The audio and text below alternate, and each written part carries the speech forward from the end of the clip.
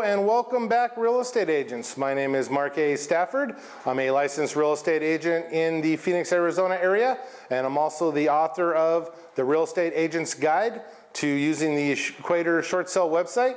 Discover how to get Equator short sale approvals in 60 days or less. Oh, that's a mouthful. Now available on Amazon. So please, if you get a second, take a look at it. It's all my best stuff about how to leverage the Equator website against the lender.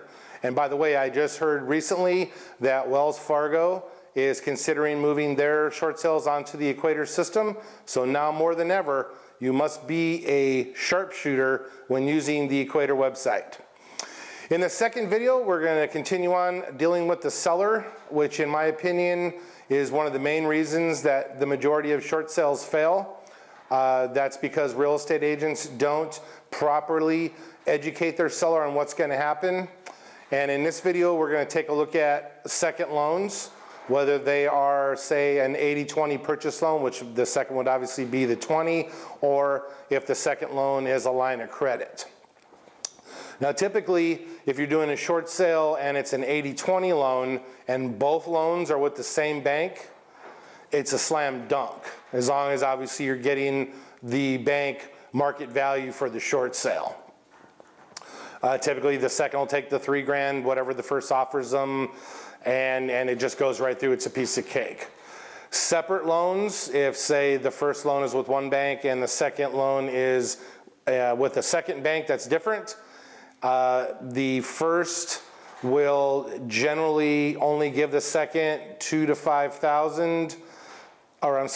$5,000 towards the release of the lien from the second, and in most instances this is going to be accepted by the second, but you need to make your seller aware of the fact that there is a good chance, even when both loans are purchase money, that they're going to have to bring a little teeny bit of money to give to the second to close, or the short sale is going to fail. So when you're first talking to your seller, you're always going to mention the fact that they will most likely have to bring money. Even though here in Phoenix, we're a non-deficiency state, and probably only 30% of the time my sellers have to bring a little money to closing.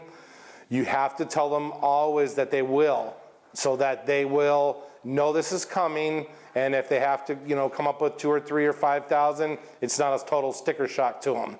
Agents that don't mention this to their sellers are doing their seller an injustice, and on top of that, if your seller flat refuses to pay any money, I hate my bank, whatever the excuse is, don't take the listing, okay? Why waste your time on a short sale that's not going to close? And of the every 10 sellers you approach with the fact that they're going to have to pay money, probably 3 to 4 of them are going to tell you no, go jump in the lake. But within 2 or 3 weeks, you will be getting calls back from over 50% of them telling you, I called a bunch of real estate agents about doing my short sale and they didn't say anything like what you said. And you say, that's right, because the short sale is going to fail. So you got to be upfront with them about bringing cash to close to appease the second, even when it's a purchase money loan.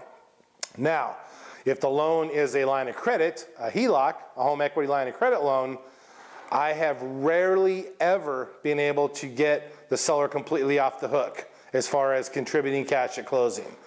So typically, from what I've seen, this isn't in stone, so this information is obviously as is.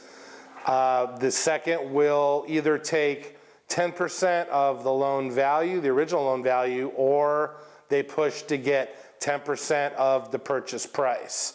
So if the market value on the house and the offer is, say, $200,000, they're going to push pretty hard to try to get about $20,000 out of the deal. So if you kind of just put that number in your head when you do your market value research on the property as you're talking to the seller about doing the short sale, you can tell them that, okay, the first is going to give about $3,000 to $6,000 to the second, and you're probably going to have to come up with the rest. Now, there's also 2 ways to look about how the line of credit money was used.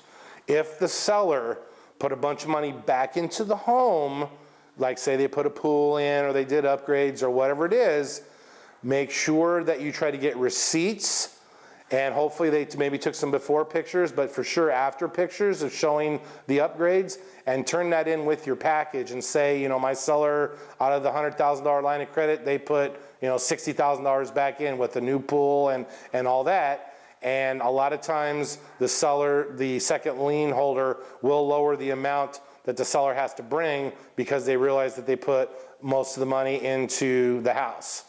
Now, if your seller just went out and bought new cars, went on vacations and stuff like that, gonna be a different story. You can pretty much figure that the lender is gonna want 10% of the purchase price. So on a $200,000 house, they're gonna want $20,000. Right up front, tell your sellers this, and do the simple math about how much you think the first is gonna give the second. If they say no, my bank sucks, then don't take the listing. Why waste your time, all right?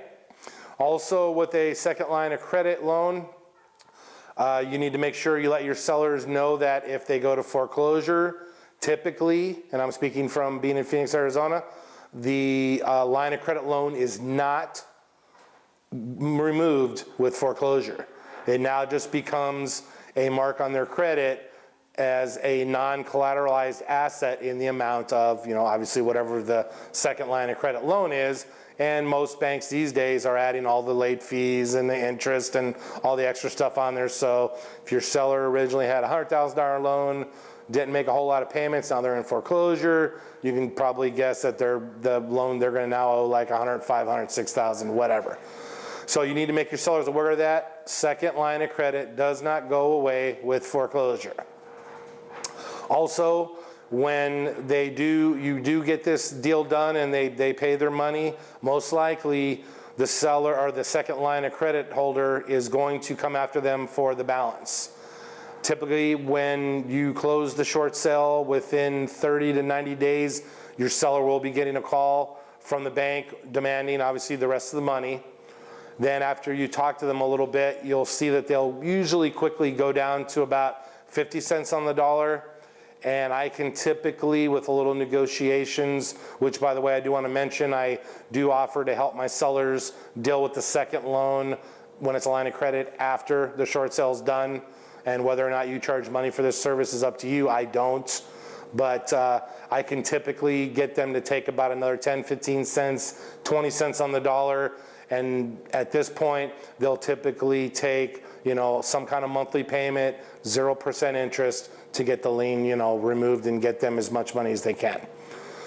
So I just wanted to share that with you. I've talked to so many sellers and buyers. I mean, I'm post blog posts everywhere, and I'm on all these short sale websites. So I actually get calls from buyers asking me why the seller won't contribute when they're willing to, you know, throw in some cash as well.